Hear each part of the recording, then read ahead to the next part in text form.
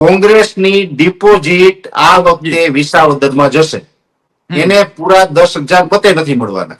મારા પિતાજી કોંગ્રેસની ટિકિટ લઈ આવે અને કોંગ્રેસની ટિકિટ ઉપર એ કદાચ વિધાનસભાની ચૂંટણી લડતા હોય, એક મતથી હારતા હોય ને, હું મારા સગા બાપને હારવા દઉં પણ કોંગ્રેસને મત ન આપું. તો કેશુબાપાના દીકરા ભરત પટેલ ને વિસાવદર વાળાએ હરાવી દીધા. હવે તમે કેવડી મોટી વાત છે. એટલે આ વખતે જે લીડ હશે ને, એ મને તો એવું લાગે કે તમામ રેકોર્ડ એ વિસાવદરના તૂટવાના છે અત્યારનો માહોલ જોતા. આ રાહુલ ગાંધી વાળી કોંગ્રેસ કઈ કરી શકે ને એમાં મને વિશ્વાસ નથી. મને વિશ્વાસ નથી, હું શું કામ સપોર્ટ કરું? આનાથી વિસાવદરની જનતા જેટલી નારાજ છે ને, એટલી નારાજગી અત્યાર સુધીના ઇતિહાસમાં વિસાવદરને ક્યારેય નથી થઈ. આઝાદી પહેલાની પાર્ટીના આબરૂના નીરા થાય એમ છે વિસાવદરની અંદર. એટલે આ વખત જે પરિણામ આવશે ને, એ ન ભૂતો ન ભવિષ્ય, અકલ્પનીય આ પરિણામ આવવાનું છે. ગુજરાત ભરમાં ચર્ચાનો મુદ્દો બન્યો છે. ગુજરાત ભરની રાજનીતિનું કેન્દ્ર સ્થાન અત્યારે ક્યાંક ને ક્યાંક વિસાવદર છે અને આ બેઠકને ક્યાંક ને ક્યાંક ખેડૂતોની બેઠક કહેવાય છે. ત્યારે આજે આપણે કહી શકાય કે ખેડૂત અગ્રણી છે પરેશભાઈ ગોસ્વામી સાથે વાત કરવી છે, કારણ કે વિસાવદરની બેઠક છે, ખેડૂતોની બેઠક છે ને અન્ય ફેક્ટર પણ કામ કરતા હોય છે, તે જ વિસ્તારમાંથી આવે છે. પરેશભાઈ, સૌપ્રથમ તો વાત ગુજરાતીમાં આપનું ખૂબ ખૂબ સ્વાગત કરું છું. અને પરેશભાઈ, સૌપ્રથમ તો જે ચૂંટણી આવી રહી છે અને વિસાવદરમાં અત્યારે આપણે જોઈએ તો કોંગ્રેસે છે સ્વતંત્ર લડવાની જાહેરાત કરી છે, આમ આદમી પાર્ટી છે તેને સંપૂર્ણ તૈયારી કરી લીધી છે. પરેશભાઈ, કઈ રીતે જોઈ રહ્યા છો? આમ તો વિસાવદરની ચૂંટણી એટલે આ વખતે ખૂબ રસપ્રદ રહેવાની છે. રસપ્રદ એટલા માટે કેમ કે આમ સામાન્ય રીતે જયારે વિધાનસભાની ચૂંટણી હોય ત્યારે 182 સીટ ઉપર ચૂંટણીઓ ચાલતી હોય, એટલે ક્યાં નજર કરવી ને ક્યાં ન કરવી, આ બધું બહુ મુસીબત વાળું હોય. હવે આખા ગુજરાતની નજર છે ને એ રહેવાની છે વિસાવદર ઉપર ને વધીને કડી ઉપર, કેમ કે એનાથી વિશેષ તો બીજે કોઈ વિસ્તારની અંદર ક્યાંય ચૂંટણી છે નહીં. એટલે આ ચૂંટણી છે ગુજરાત માટે એક રસપ્રદ રહેવાની છે અને ખાસ નજર છે ને એ રહેવાની છે વિસાવદર ઉપર. કેમ કે વિસાવદરની અંદર ઘણા સમયથી અત્યારે કોંગ્રેસ હોય કે શંકરસિંહ બાપુની પાર્ટી હોય કે ભાજપ હોય, આ વખતે જે માહોલ છે ને એ મારા ખ્યાલથી વન વે માહોલ થવાનો છે. One way. કેમ કે વિસાવદર આમ તો સીટ વર્ષોથી જોતા આવીએ તો જેવી રીતે એન્ટી બીજેપી સીટ છે, અને એન્ટી બીજેપી એટલે મોટા ભાગે કૃપાલસિંહભાઈ એવું થતું હોય કે કોઈ પણ સીટ ઉપર પેટા ચૂંટણી આવે ને તો કમસે કમ પેટા ચૂંટણીની અંદર સત્તા પક્ષને હારવાના ચાન્સ ખૂબ ઓછા હોય. કેમ કે સ્વાભાવિક રીતે માણસો જે બાજુ પવન હોય એ બાજુ ઢળતા હોય છે, અને સત્તા પક્ષ છે ને મોટા ભાગે ક્યારેય પેટા ચૂંટણીમાં હારતું નથી. પણ વિસાવદર એક એવી સીટ છે કે સત્તા પક્ષને હરાવે છે. એનું ઉદાહરણ પણ છે કે જે જીપીપી નામની એક પાર્ટી હતી જે આપણા પૂર્વ મુખ્યમંત્રી કેશુબાપા પટેલ દ્વારા બનાવવામાં આવી હતી, એ પાર્ટીનું જયારે વિલીનીકરણ કર્યું, કેશુબાપા ફરીથી પાછા ભાજપમાં જોડાયા. એ પેલા ભાજપમાં હતા પાછા ભાજપમાં જોડાયા, એટલે એ પાર્ટીની સીટ ખાલી થઈ વિસાવદરની. એટલે કેશુબાપાની ઉંમરને કારણે નિવૃત્તિ લીધી અને એના દીકરા ભરત પટેલને ભાજપે ત્યાંથી ચૂંટણી લડાવી. તો કેશુબાપાના દીકરા ભરત પટેલને વિસાવદર વાળાએ હરાવી દીધા. હવે તમે કેવડી મોટી વાત છે. એક તો પાટીદાર સમાજના મોટા વડીલ કહેવાય કેશુબાપા, એટલે કેશુબાપા પોતે ખેડૂત નેતા. અને કેશુબાપાને તો ખરેખર હું તો મારે દરેક વખતે કેશુબાપાનું નામ આવે ને ત્યારે મને અંદરથી કાંઈક એવું થાય કે ભાઈ કેશુબાપા જેવા નેતા મળે ને એ તો આપણું સૌભાગ્ય છે. કે એક નાનો માણસ ગામડામાંથી અવાજ કરે ને એ 24 કલાક ન થાય તો એનું કામ થઈ જતું. એ કેશુબાપાની સરકાર હતી. એટલે એવા વ્યક્તિના દીકરાને પણ જો વિસાવદર હરાવી શકતું હોય તો વિસાવદરની તમારે તાકાત સમજવાની છે. પણ આ વખતનો મામલો છે ને એ 7 અને 11 નો ફેર રહેવાનો છે. 7 અને 11 એટલે એક વ્યક્તિને 7% હોય, બીજાને 11 હોય, ડબલ આંકડામાં હોય, એટલે અંતર નાનું ન કહેવાય. એટલે આ વખતે જે લીડ હશે ને એ મને તો એવું લાગે કે તમામ રેકોર્ડ એ વિસાવદરના તૂટવાના છે અત્યારનો માહોલ જોતા. અને ગોપાલભાઈ ઇટાલિયા છે ચોક્કસથી તો આમ આદમી પાર્ટીમાંથી ત્યાં છૂટાવાના છે અત્યારનો માહોલ. કેમ કે ગ્રાઉન્ડ ઝીરો ઉપર ગામડાઓનો માહોલ મેં રૂબરૂ પણ જઈને જોયો છે, અને એ સાથે મારે ટેલિફોનિક રોજ અસંખ્ય ખેડૂતો સાથે વાત. પરેશભાઈ, જે રીતે આપણે જોયું તો પરેશભાઈ આમ તો જોઈએ તો હવામાનની આગાહી કરતા હોય છે, પરંતુ ખાસ કરીને આમ આદમી પાર્ટીને સપોર્ટ કરતા પણ ઘણી વખત જોવા મળે છે. તો પરેશભાઈ, પહેલા તો વાતો થતી હતી ક્યાંક ને ક્યાંક કોંગ્રેસ અને આમ આદમી પાર્ટી બંનેનું ગઠબંધન થશે, અને હવે જોઈએ તો કોંગ્રેસે પણ સ્વતંત્ર રીતે લડવાની જાહેરાત કરી છે. તો કોંગ્રેસને કઈ રીતે જોઈ રહ્યા છો? કારણ કે બેઠક છે જ્યાંથી કોંગ્રેસ પણ જીતીને આવ્યું છે, તો એને કઈ રીતે જોવો છો? જો કૃપાલસિંહભાઈ, પહેલી વાત તો એ કે આમ આદમી પાર્ટી હોય, કોંગ્રેસ હોય કે ભાજપ હોય, મને રાજકારણમાં એટલો બધો ઇન્ટરેસ્ટ નથી. હા, એક ચોક્કસ ઇન્ડિવિજ્યુઅલ હું ભારતનો નાગરિક છે એટલે ભારતના નાગરિક તરીકે મને અધિકાર છે કે આમાં મારે દખલ અંદાજી કરવી. મને પણ અંદરથી એમ હોય કે સત્તા ઉપર કેવા લોકો જવા જોઈએ. સારા માણસો ચૂંટાઈને સત્તામાં જાય તો મારા ખેડૂતોનું કંઈક સારું કરી શકે. એટલે સારા માણસોને હંમેશા હું સપોર્ટ કરતો આવ્યો છું. હવે વાત એમ છે કે જે આ ગઠબંધનની પહેલી વાત તો એક મને વિશ્વાસ છે ઈશુદાન ગઢવી ઉપર, મને વિશ્વાસ છે ગોપાલ ઇટાલિયા ઉપર, મને વિશ્વાસ છે પ્રવીણ રામ ઉપર. જે આમ આદમી પાર્ટીના જે ચહેરાઓ છે ને બધા સારા માણસો છે, એના ઉપર મને વિશ્વાસ છે એટલે એને હું સપોર્ટ કરું. કદાચ એની કોંગ્રેસ સાથે ગઠબંધન કર્યું હોત તો એ આમ આદમી પાર્ટી કોંગ્રેસ જાણે હું આ ચિત્રમાં આવે જ નહીં કે હું સપોર્ટ એ ના કરે. કેમ કે કોંગ્રેસ છે નહીં, એક વાત ચોક્કસ છે, કોંગ્રેસને બધા જે રીતે કહે છે, જેવી રીતે ભાજપ સરકાર કહે છે, જનતા કહે છે, ભાજપના સમર્થકો, એવી રીતે હું નથી જોતો. કોંગ્રેસે આ દેશ માટે ઘણું બધું કર્યું. જ્યારે પણ આપણો દેશ અંગ્રેજોની ગુલામીમાંથી આઝાદ થયો ને એ પછી આપણી પાસે કશું હતું નહીં. એથી પહેરે લુગડે આપણા અમુક નાગરિકો પાકિસ્તાન ગયા ને, પાકિસ્તાન થી પહેરે લુગડે ઘણા બધા નાગરિકો ત્યાંથી ભારત આવ્યા હતા. બરાબર છે. આપણી પાસે કશું હતું જ નહીં અને તમામ ફેસિલિટી આજે ગ્રામ્ય લેવલે સ્કૂલ, કોલેજો, યુનિવર્સિટીઓ, જીઆઈડીસીઓ અથવા તો જે એરપોર્ટો, આ દેશની અંદર શું નથી ડેવલપ કર્યું. કોંગ્રેસે જેટલું આ દેશની અંદર ડેવલપ કર્યું ને એટલું કોઈની તાકાત નથી કે કોઈ પક્ષ એટલું ડેવલપ કરી શકે. એટલું ડેવલપમેન્ટ આ કોંગ્રેસે કર્યું છે. એટલે એ કોંગ્રેસ કઈ હતી? જવાહરલાલ નહેરુની કોંગ્રેસ હતી, એ કોંગ્રેસ લાલ બહાદુર શાસ્ત્રીની હતી, એ કોંગ્રેસ ઇન્દિરા ગાંધીજીની હતી, એ કોંગ્રેસ રાજીવ ગાંધીની કોંગ્રેસ હતી. રાજીવ ગાંધી છે ને ત્યાં સુધીની કોંગ્રેસ હતી ને એને હું માન આપું છું.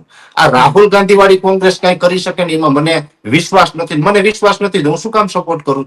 એટલે અત્યારની કોંગ્રેસ અને એમાં યુપીએ 1 અને યુપીએ 2 આ બે મેં જે જોયું ને 2004 થી લઈને 2014 સુધીની જે કોંગ્રેસની સરકાર જોઈ ને, એ સરકાર જોયા પછી મેં નક્કી કરી લીધું કે આ પાર્ટીને હું ક્યારેય મત આપીશ નહીં અથવા તો બીજા કોઈ આપે એવી પ્રેરણા પણ નહીં આપું. મારા પિતાજી કોંગ્રેસની ટિકિટ લઈ આવે અને કોંગ્રેસની ટિકિટ ઉપર એ કદાચ વિધાનસભાની ચૂંટણી લડતા હોય, એક મતથી હારતા હોય ને, હું મારા સગા બાપને હારવા દઉં પણ કોંગ્રેસને મત ન આપું.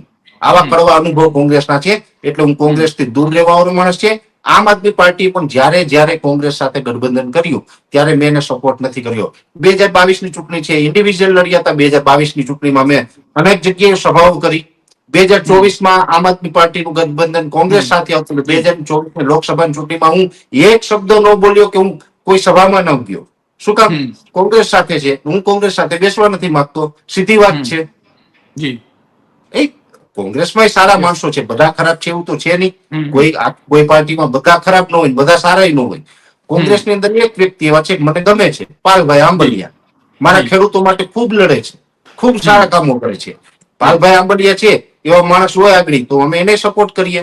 પાલભાઈ આંબલિયા બિચારા કેટલા ટાઈમથી મહેનત કરે કોંગ્રેસે. હું તો એમ કહું ટિકિટ આપવી જોઈએ ને, કોઈ પણ જગ્યાએથી આપે. એવું નથી કે આ પેટા ચૂંટણીમાં 2027 ક્યાંકથી આપે. હું તો એવી માંગ કરું કે અમારે આવા નેતાઓની જરૂર છે અમારા ખેડૂતો માટે. પણ આવું નથી થતું એટલે પછી આવું બધું ચાલે રાખે છે.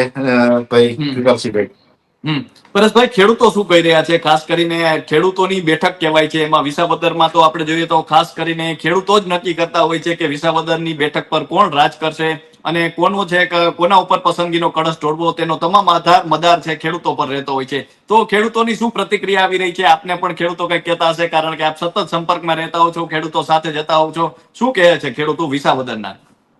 વિસાવદરના ખેડૂતો છે સંપૂર્ણપણે આપણે એનો નિચોડ કાઢવા જઈએ તો એને જે કઈ આ ભૂપતભાઈ ભાયાણી આમ આદમી પાર્ટીમાંથી 2022 ચૂંટાયા હતા અને એને જે કઈ રીતે એ સામ દામ દંડ ભેદ જે કઈ રીતે એની પાસે રાજીનામું આપવામાં આવ્યું ને, આનાથી વિસાવદરની જનતા જેટલી નારાજ છે ને એટલી નારાજગી અત્યાર સુધીના ઇતિહાસમાં વિસાવદરને ક્યારેય નથી થઈ.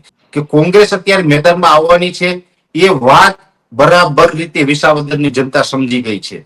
કોંગ્રેસને ઓળખી ગઈ છે. કોંગ્રેસ ત્યાંથી આવે છે ને એમાં ઘણા બધા ખેડૂતોનું મને એવું પણ કહેવાનું થાય છે કૃપાલસિંહભાઈ કે કોંગ્રેસના ઉમેદવાર જ ભાજપ વાળા નક્કી કરશે કે કયા ઉમેદવારને ટિકિટ આપવાની છે.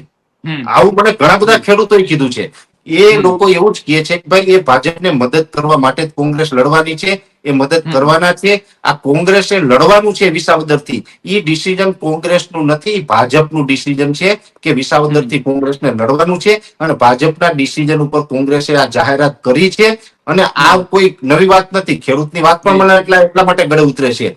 ખુદ જે કોંગ્રેસ જેવી જૂની પાર્ટીના રાષ્ટ્રીય નેતા રાહુલ ગાંધી આપણા ગુજરાતમાં આવીને કીધું કે કોંગ્રેસની અંદર ઘણા લોકો એવા છે કે ભાજપને મદદ કરે છે.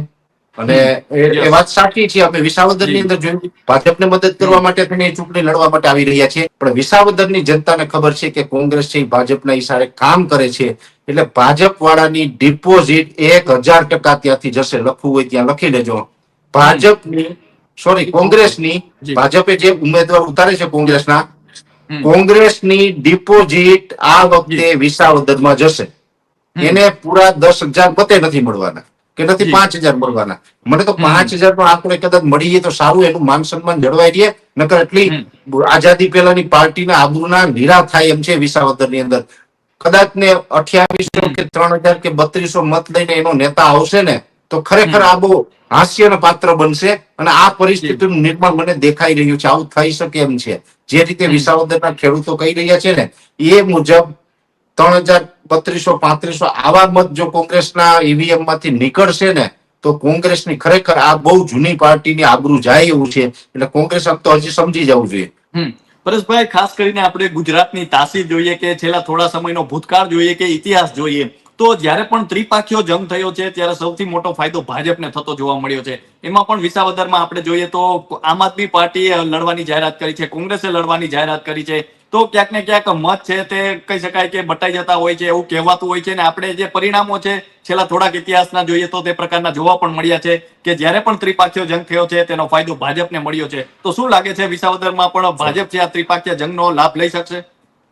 નહીં, હવે એમાં ચોક્કસ સમજાવું કે ભાજપને અમુક સીટ ઉપર મળે છે ફાયદો. મારે એક સીટ અહીં મહત્વની કે ગુજરાતનું સીએમ ફેસ જ્યાંથી લડતા હોય આ સીટ મહત્વની સીટ ગણાય છે. જે સીએમ નો ચહેરો લડતો હોય એ સીટની ચર્ચા અને એનો ઉલ્લેખ કરવો જરૂરી છે.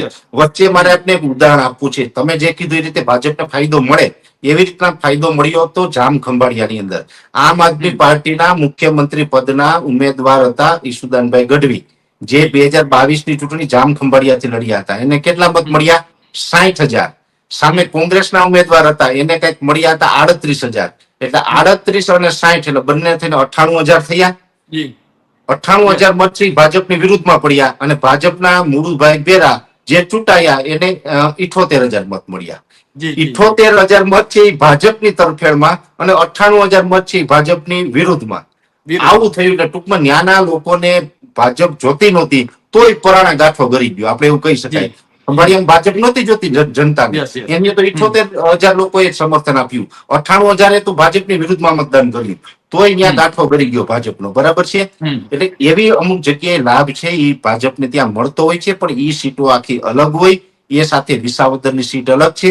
એની જ સાથોસાથ 2022માં જે તારીખે ખંભાળિયામાં ચૂંટણી થઈ એ જ તારીખે વિસાવદરમાં થઈ. 2022માં 2022માં કોંગ્રેસ હતી, 2022માં ભાજપ હતી, 2022માં આમ આદમી પાર્ટી. ત્રિપાખીયો જંગ તો 2022માં વિસાવદરમાં થયો હતો. છતાં પણ ત્યાં વિસાવદરમાંથી ઉમેદવાર છે ને એ આમ આદમી પાર્ટીના ચૂંટાઈને આવ્યા હતા. બરાબર છે.